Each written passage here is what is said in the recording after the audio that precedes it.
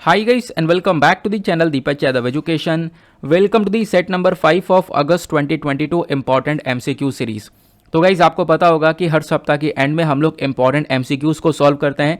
तो आज भी सप्ताह का एंड हो चुका है। पूरे सप्ताह से जो भी इंपॉर्टेंट एमसीक्यूज बन पाए हैं वो सारे एमसीक्यूज हम लोग इस वीडियो में डिस्कस करेंगे। और इसी वीडियो के साथ में अगस्त के महीने के सारे इंपॉर्टेंट एमसीक्यूज आपके कवर हो जाने हैं। इसी वजह से इसको सेट नंबर 5 भी बोला गया है। बाकी सेट नंबर 1, 2, 3, 4 ये सारे के सारे इसी चैनल पर अपलोडेड हैं। आप लोग उनको भी एक बार चेकआउट कर सकते हो। अगस्त 2022 मंथली मैगजीन करके आप लोग टाइप करना, आपको वो जो वीडियोस हैं वो मिल जाएंगे सारे के सारे एमसीक्यूज के। और वैसे ही मैं आपको बता दूं, ये अगस्त के महीने का जो आखिरी सप्ताह है ना, उस सप्ताह के सारे इंपॉर्टेंट एमसीक्यूज हम लोग यहाँ पर इस वीडियो के अंदर कवर करने वाले हैं।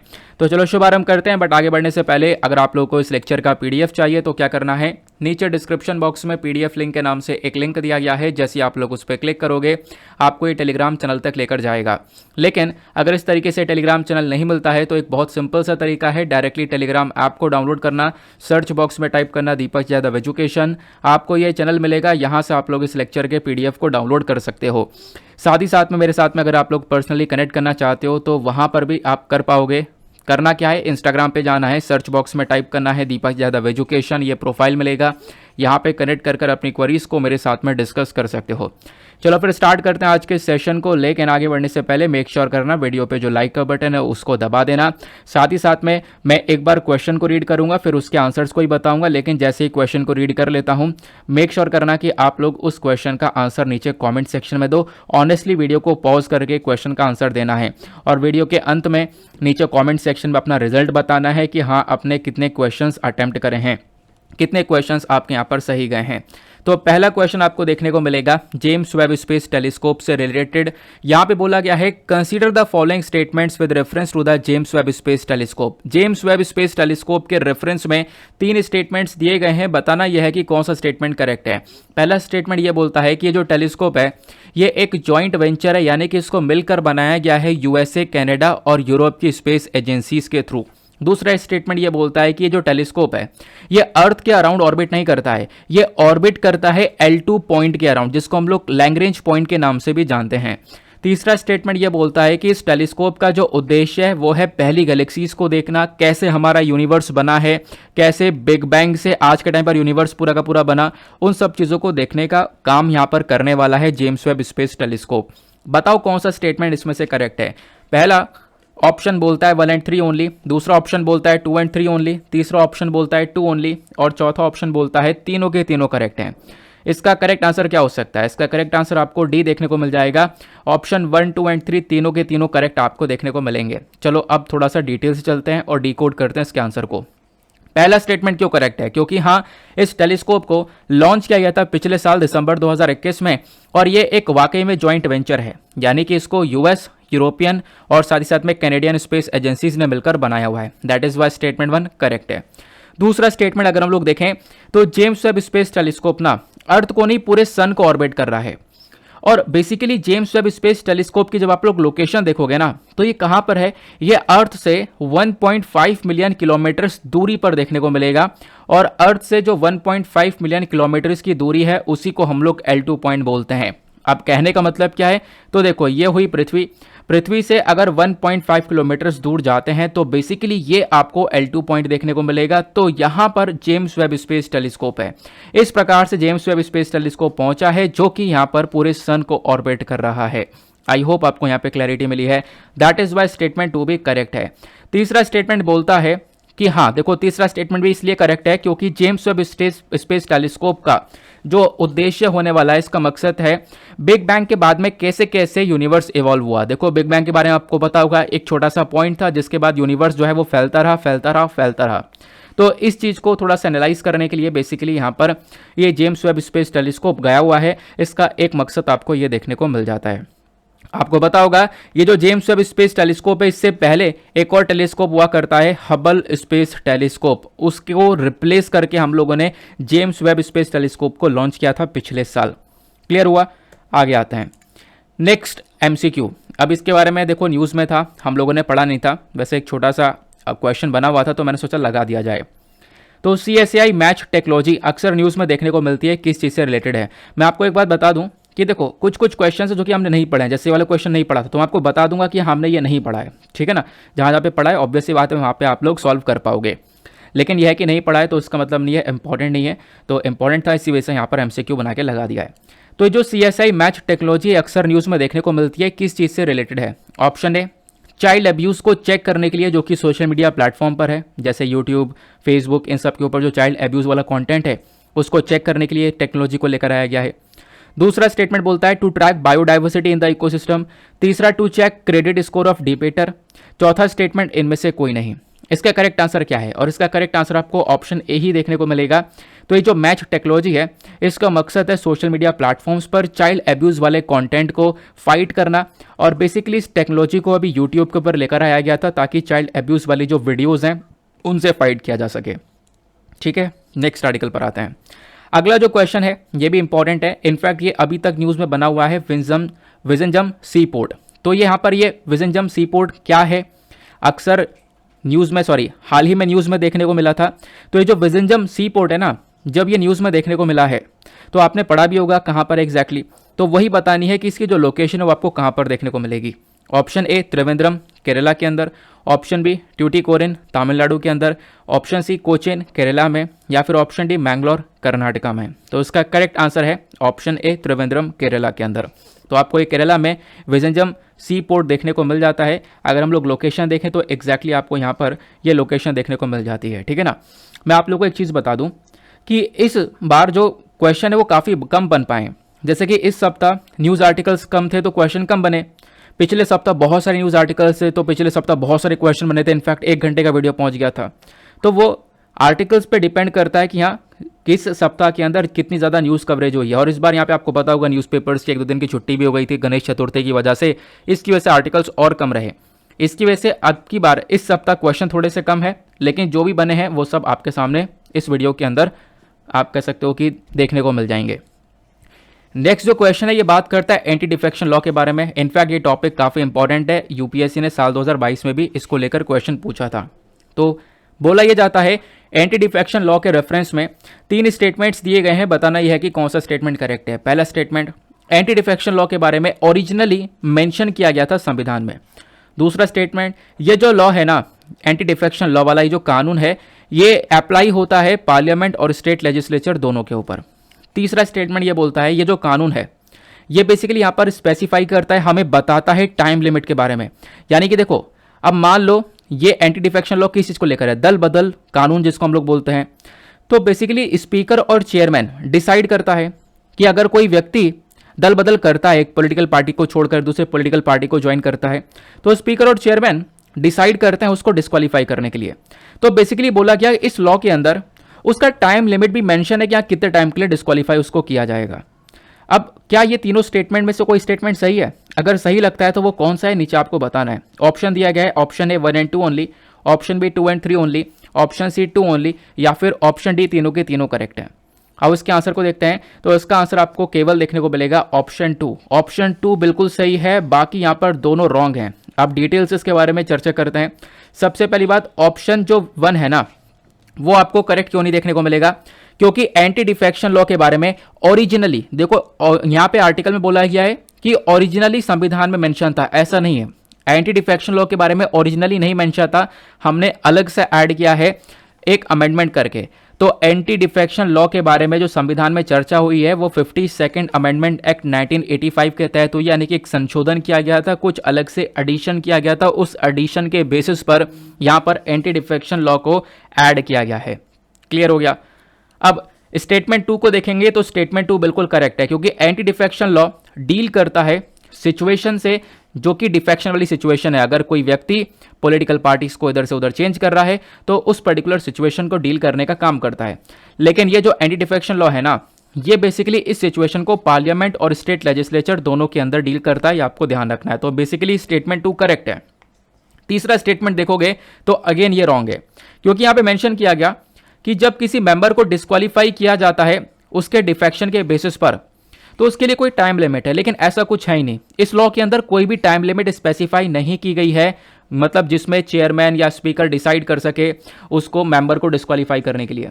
मतलब कि उसके टाइम लिमिट की बात की जा रही है कि देखो जो स्पीकर और चेयरमैन होता है ना, अब करना क्या है, अगर कोई यहाँ पर इस प्रकार से यहाँ पर दल बदल करता रहता है, एक पॉलिटिकल पार्टी को चेंज करता रहता है, तो यहाँ पर अगर उसने कोई भी ये काम किया है ना, तो उसको डिस्क्वालीफाई करने की पावर स्पीकर चेयरमैन के पास में देखने को मिलेगी।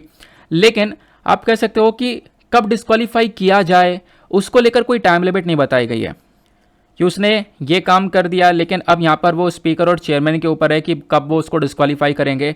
अब वो कब वो डिस्क्वालीफाई करेंगे उसके लिए कोई टाइम की लिमिट यहाँ पर इस लॉ में नहीं मेंशन आपको देखने को मिलेगा। दैट इज़ वाई यहाँ पर जो स्टेटमेंट 3 है वो भी आपको रॉन्ग देखने को मिल जाता है, ठीक है ना। चलो आगे आते हैं। उसके बाद में next question important location wise ये बात करता है which one of the following countries does not border the Caspian sea. Caspian sea के आसपास आपको काफ़ी सारे देश देखने को मिलेंगे। अब उसमें से बताना यह है कि कौन सा एक ऐसा देश है जो कि इस ऑप्शन में प्रेजेंट है जो कैस्पियन सी के साथ में बॉर्डर को शेयर नहीं करता है। Option A Armenia, option B Azerbaijan, option C Kazakhstan या फिर ऑप्शन डी तुर्कमेनिस्तान। तो इसका करेक्ट आंसर वैसे आपको ऑप्शन ए देखने को मिलेगा, अर्मेनिया। तो कैस्पियन सी बेसिकली एक लैंडलॉक बॉडी वाटर देखने को मिलेगा यूरोप और एशिया के बीच में। कुछ इस प्रकार से आपको एक कैस्पियन सी देखने को मिलेगा। इसके आसपास यानी कि इधर से अजरबैजान हो गया, इधर से तुर्कमेनिस्तान हो गया, इधर से कजाकिस्तान हो गया, लेकिन यहाँ कहीं पर भी आर्मेनिया नहीं नजर आ रहा होगा क्योंकि अजरबैजान के इधर आपको आर्मेनिया नजर आएगा। That is why Armenia correct answer है। आर्मेनिया यहाँ पर कैस्पियन सी के साथ में बॉर्डर को नहीं बनाता है। अगला क्वेश्चन बोलता है India is going to conduct a joint military exercise. Bharat यहाँ पर एक ज्वाइंट मिलिट्री अभ्यास करने वाला है जिसका नाम है युद्ध अभ्यास। अब जो ये युद्ध अभ्यास है ये बेसिकली चाइना इंडिया का जो बॉर्डर है यानी खासकर LAC वाला जो एरिया है वहां पर किया जाएगा। लेकिन ये बताओ कि जो इंडिया ये अभ्यास कर रहा है युद्ध अभ्यास, ये कौन से कंट्री के साथ में किया जा रहा है। Option A USA, option B Russia, option C UK या फिर ऑप्शन डी फ्रांस। या फिर अगर हम लोग कह सकें तो युद्ध अभ्यास भारत कौन से देश के साथ में करता है, आप लोग को इतना बताना है। वैसे आप लोगों ने यहाँ पर देख लिया होगा इस फ्लैग के पिक्चर से, तो इसका करेक्ट आंसर आपको USA नजर आएगा। USA और इंडिया दोनों ने मिलकर डिसाइड किया कि यहाँ पर एक कॉम्बैट एक्सरसाइज करने वाला है उत्तराखंड वाले रीजन पर जो कि चाइना के साथ में बॉर्डर शेयर करता है। इस अक्टूबर को यहाँ पर इस प्रकार से ये एक्सरसाइज की जाएगी। लाइन ऑफ एक्चुअल कंट्रोल से लगभग 95 किलोमीटर की दूरी पर आप कह सकते हो कि ये एक्सरसाइज हम लोग करने वाले हैं, ऐसा यहाँ पर मेंशन किया गया। और जो ये युद्ध अभ्यास है इसका ये 18वां एडिशन होने वाला है, तो ध्यान रखना। अगले क्वेश्चन पर आते हैं। अगला क्वेश्चन बोलता है which of the following statements about INS Vikrant, जो इंडिजीनियस एयरक्राफ्ट कैरियर है बेसिकली, इसको लेकर जो INS विक्रांत है जिसके बारे में रिसेंटली न्यूज़ में काफ़ी ज़्यादा कवरेज मिला हुआ है, तो INS विक्रांत को लेकर कौन सा स्टेटमेंट करेक्ट है। पहला स्टेटमेंट INS विक्रांत एक पहला एयरक्राफ्ट कैरियर है जिसको भारत में बनाया गया है। दूसरा स्टेटमेंट इसको बनाया गया है Mazagon dock ship builders limited के थ्रू मुंबई में। बताओ कौन सा ऑप्शन यहाँ पर करेक्ट है। Option A 1 only, option B 2 only, option C दोनों करेक्ट हैं या फिर ऑप्शन डी दोनों में से कोई सा भी करेक्ट नहीं है। तो इसका करेक्ट आंसर आपको देखने को मिलेगा केवल 1, ऑप्शन 1 ओनली आपको करेक्ट देखने को मिलेगा, क्योंकि जो ये एयरक्राफ्ट कैरियर आपको देखने को मिलेगा INS विक्रांत, ये वाकई में इंडिया का पहला एयरक्राफ्ट कैरियर है जिसको भारत ने भारत में ही बनाया है और खुद यहाँ पे हम लोगों ने इसको डेवलप किया है। लेकिन दूसरा स्टेटमेंट रॉन्ग इसलिए हो जाता है क्योंकि यहाँ पर यह मस्गांव डॉक शिप बिल्डर्स के थ्रू नहीं बनाया गया है, ये बेसिकली यहाँ पर बनाया गया है कोचिन शिपयार्ड लिमिटेड पर। ये आपको ध्यान रखना है, ये मुंबई में नहीं कोचिन शिपयार्ड लिमिटेड पर बना है, ये आप लोग यहाँ पर ध्यान में रख सकते हो, ठीक है ना। अब कोचिन शिपयार्ड कहाँ पर है आप लोग बता सकते हो नीचे कमेंट सेक्शन में, कहीं ना कहीं यहाँ पे आप इसके हेडक्वार्टर को बता सकते हो, इसका हेडक्वार्टर कहाँ पर एग्जैक्टली लोकेटेड है इसके नाम से आपको पता चल रहा होगा। अगले क्वेश्चन पर आते हैं। अगला क्वेश्चन बोलता है इन इंडिया यानी भारत में क्यों जो न्यूक्लियर रिएक्टर्स हैं, देखो ध्यान से क्वेश्चन को पढ़ना क्योंकि ऐसा क्वेश्चन UPSC ने पूछा है, थोड़ा सा कंफ्यूजिंग है।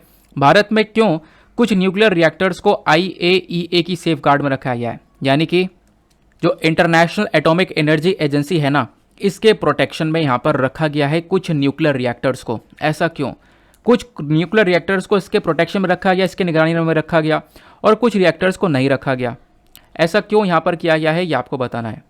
ऑप्शन ए क्योंकि कुछ यहाँ पर यूरेनियम का इस्तेमाल करते हैं और कुछ थोरियम का इस्तेमाल करते हैं। न्यूक्लियर रिएक्टर जानते हो ना क्या होता है, जहाँ पर यूरेनियम वगैरह का इस्तेमाल किया जाता है इलेक्ट्रिसिटी को प्रोड्यूस करने के लिए, है ना।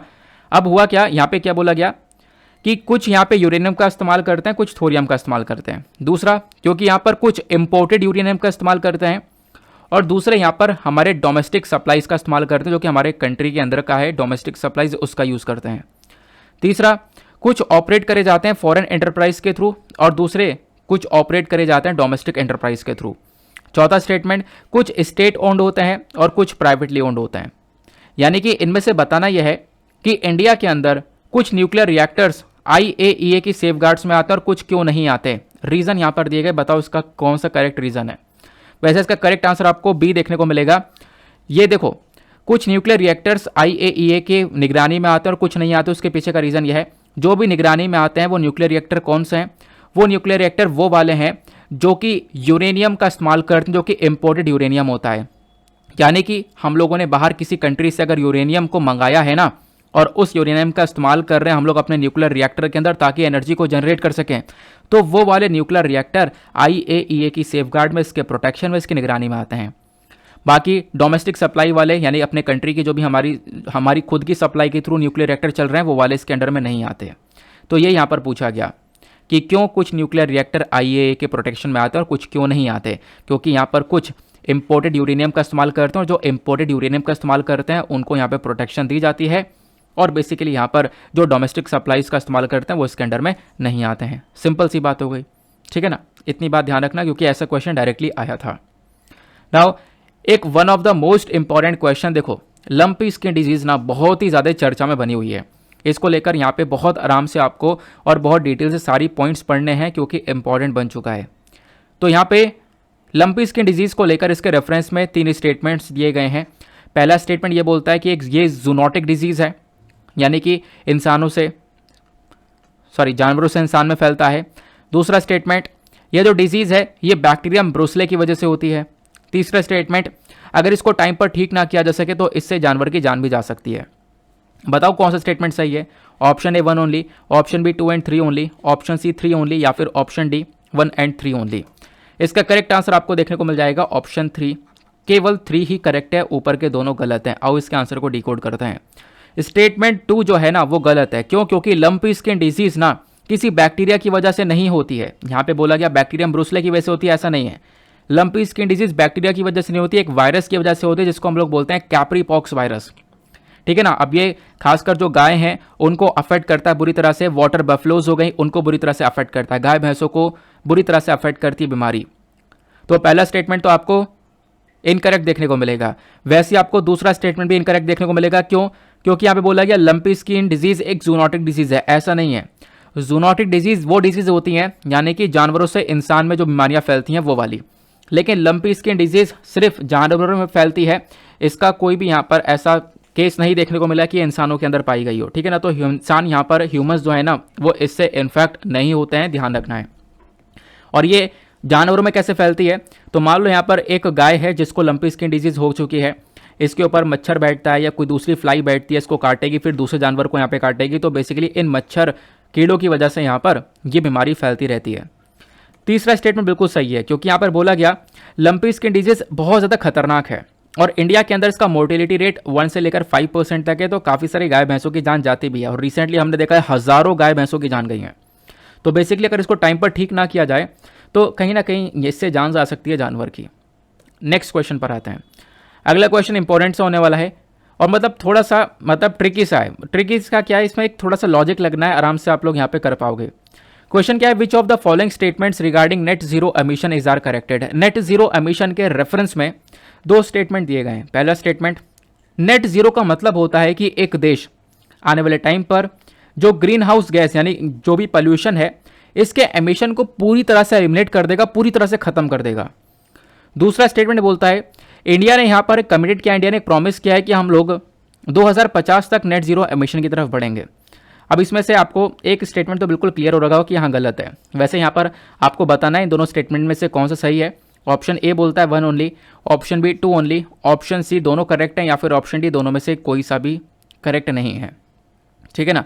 आओ इसके आंसर को देखते हैं। तो बेसिकली इसमें से आपको दोनों के दोनों गलत देखने को मिलेंगे। इसके पीछे का रीज़न क्या है, देखो पहली बात ये समझो, मैंने आपको पढ़ाया भी था रिसेंटली कि जो नेट जीरो एमिशन है ना, इसका मतलब ये नहीं है कि हम लोग पोल्यूशन को बिल्कुल खत्म कर देंगे, कि पोल्यूशन होगा ही नहीं। Green house gas emission produce होगा, आने वाले टाइम पर भी पोल्यूशन होगा, लेकिन होगा क्या, उसको हम लोग एब्जॉर्ब कर पाएंगे, उसको एटमॉस्फेयर से खत्म कर पाएंगे। वो बेसिकली नेट जीरो एमिशन कहलाता है। ऐसा नहीं कि पोल्यूशन हम प्रोड्यूस ही नहीं करेंगे, कंप्लीटली एलिमिनेट हो जाएगा, प्रोड्यूस होगा लेकिन उसको खत्म किया जाएगा, एटमॉस्फेयर से निकाला जाएगा। तो इस वजह से स्टेटमेंट 1 जो है वो इनकरेक्ट हो जाता है। दूसरा जो नेट जीरो एमिशन है, इसका जो टारगेट है वो 2050 तक का नहीं 2070 तक का अचीव कर रखा है, आपको यहां पर पता होगा, है ना। तो 2070 तक का हमने टारगेट रख रखा है, तो बेसिकली यहां पर दूसरा स्टेटमेंट भी इनकरेक्ट कहलाएगा। चलो आते हैं उसके बाद अगले क्वेश्चन की तरफ। नेक्स्ट क्वेश्चन यहां पर ट्यूबरक्लोसिस न्यूज में था, तो which of the following statements about tuberculosis is are correct. Tuberculosis के रेफरेंस में कौन सा स्टेटमेंट आपको सही देखने को मिलेगा। पहला, ये एक वायरल डिजीज है जो कि यहां पर ह्यूमन के लंग्स को अफेक्ट करता है। दूसरा, इसकी कोई वैक्सीन नहीं देखने को मिलती है, केवल सिम्टोमेटिक केयर आपको देखने को मिलेगा। तीसरा, यहां पर जो टीबी है हाईली ट्रांसमिसिबल है, खासकर हवा के माध्यम से ये फैल सकता है। बताओ इसमें से कौन सा करेक्ट ऑप्शन है। पहला 1 ओनली, दूसरा 2 and 3 ओनली, तीसरा 3 ओनली, या फिर चौथा 1 and 3 ओनली। इसका करेक्ट आंसर आपको देखने को मिल जाएगा ऑप्शन सी 3 ओनली। जो टीबी है ना वो हाईली ट्रांसमिसिबल है, इनफैक्ट यहाँ पर हवा के माध्यम से भी ट्रांसमिट हो सकता है। एक व्यक्ति उसको कफ वगैरह है, वो अगर यहाँ पर एनवायरमेंट में उस एनवायरमेंट को इन्फेक्ट कर दे, दूसरा व्यक्ति उस एनवायरमेंट के कांटेक्ट में आए, तो वो भी यहाँ पर टीबी का शिकार बन सकता है। तो यहाँ पे पहला और दूसरा स्टेटमेंट आपके गलत हो जाते हैं, क्योंकि पहला स्टेटमेंट ये बोलता है कि वायरल डिजीज है जो कि ह्यूमन के लंग्स को अफेक्ट करता है, लेकिन यहाँ पे आप देख पाओगे जो टीबी है ना ये एक बैक्टीरिया की वजह से होती है, माइकोबैक्टीरियम ट्यूबरक्लोसिस की वजह से, मतलब माइकोबैक्टीरिया की वजह से होती है, और ये आपको देखने को मिलेगा ह्यूमंस के अंदर बहुत तेज़ी से डेवलप होता है, लंग्स को अफेक्ट करता है, लेकिन लंग्स के साथ साथ यहाँ पे दूसरे ऑर्गन्स को भी अफेक्ट करता है, केवल लंग्स को नहीं दूसरे ऑर्गन्स को भी अफेक्ट करता है। तो एक वायरल डिजीज नहीं, यहाँ पर आप देख पाओगे एक बैक्टीरिया की वजह से होती है, ठीक है ना, एक बैक्टीरिया की वजह से यहाँ पर बीमारी फैलती है। ट्रांसमिशन की बात करें तो अगेन मैंने आपको बता दिया एयर के माध्यम से, यानी कि एक व्यक्ति को अगर टीबी है वो अगर एनवायरमेंट में खांस दे, छींक दे, तो दूसरा व्यक्ति उसके कांटेक्ट में आए, तो बेसिकली कहीं ना कहीं वो जो जर्म्स है ना वो उसके अंदर एंटर कर सकते हैं और टीबी को फैला सकते हैं। तो यहाँ पर आप कह सकते हो टीबी को लेकर कोई भी ऐसी प्रॉपरली वैक्सीन देखने को मिलती नहीं है, बस खाली यहाँ पर केयरिंग करो तो ज़्यादा बेस्ट है। तो बेसिकली यहाँ पर आपको देखने को मिलेगा ये वाला स्टेटमेंट भी रॉन्ग हो जाएगा कि टीबी को लेकर कोई वैक्सीन नहीं है, क्योंकि यहाँ पर आप देखोगे टीबी को लेकर एक वैक्सीन है, टीबी ट्रीटेबल है, बीसीजी वैक्सीन आपको देखने को मिलती है, और इंडिया यहाँ पर मतलब एक तरीके से हिस्सा है नेशनल टीबी कंट्रोल प्रोग्राम का। बीसीजी जो नेशनल टीबी कंट्रोल प्रोग्राम है ना उसका हिस्सा बना रखा है बीसीजी वैक्सीन को, तो बेसिकली एक वैक्सीन आपको देखने को मिल जाती है पोलियो को ठीक करने, टीबी को ठीक करने के लिए। क्लियर हो गया। तो पहला स्टेटमेंट दूसरा स्टेटमेंट गलत है, तीसरा स्टेटमेंट बिल्कुल सही है कि ये एयर के माध्यम से ट्रांसमिट हो सकता है। अगला क्वेश्चन यहाँ पर बोलता है which of the following statements regarding Teesta river water sharing is are correct. जो तीस्ता नदी है ना इसका पानी यहाँ पर शेयर होता है 2 देशों के बीच में, तो आपको बताना यह है कि जो तीस्ता रिवर वाटर शेयरिंग है ना इसके रेफरेंस में 2 स्टेटमेंट है, उसमें से कौन सा स्टेटमेंट करेक्ट है। पहला स्टेटमेंट ये बेसिकली यहाँ पर एक bilateral river water sharing agreement के अंडर में आती है नदी, जो कि 2011 में एग्रीमेंट किया गया था, और इस एग्रीमेंट के तहत इंडिया के पास में इस रिवर वाटर का 50% हक है, और बाकी जो भी है 50% वो बांग्लादेश के पास में है। दूसरा स्टेटमेंट तीस्ता एक ट्रिब्यूटरी है गंगा रिवर की। बताओ कौन सा स्टेटमेंट करेक्ट है। Option A 1 only, option B 2 only, option C दोनों करेक्ट है, या फिर ऑप्शन डी दोनों में से कोई सा भी करेक्ट नहीं है। तो इसका करेक्ट आंसर आपको ऑप्शन डी देखने को मिलेगा, दोनों के दोनों आपको स्टेटमेंट रॉन्ग देखने को मिलेंगे।